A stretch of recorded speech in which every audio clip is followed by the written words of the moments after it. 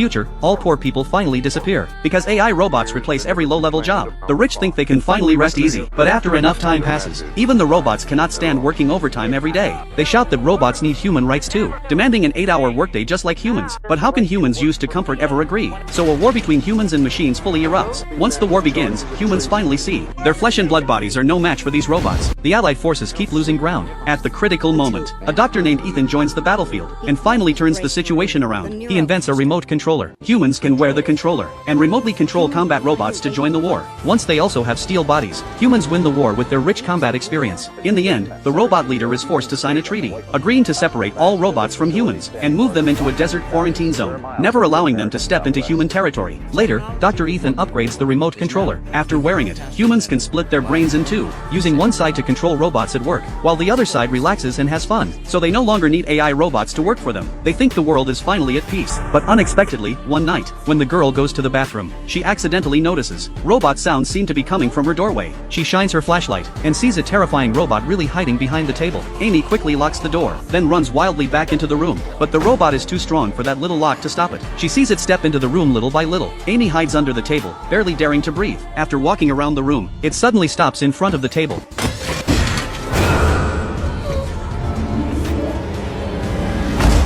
Stay back! Freeze! Amy looks closely, and this robot does not seem to mean any harm, but since it cannot speak, Amy has no idea what it wants to say. The robot gets anxious. It picks up the photo of Amy and her brother on the table, points at the brother in the photo, then points at itself, as if saying it is Amy's brother who disappeared 5 years ago. But Amy naturally cannot believe that. She forcefully snatches the photo back, and kicks the robot away in one move. The loud commotion attracts the landlord's attention. The landlord walks into the room, and is shocked to see Amy hiding a robot. If the police find out about this, everyone in the whole building will go to jail. The landlord gets more and more worked up, shouting that he will report Amy, while shoving her hard to the ground. The robot rushes forward and catches her, then makes a special gesture only she and her brother know. Then it walks forward step by step, and gives the landlord a taste of his own medicine, shoving him hard against the wall. Now he is completely furious and embarrassed. He runs into the living room to call the police. Just as the call is about to connect, the landlord loudly reports his home address. But the next second,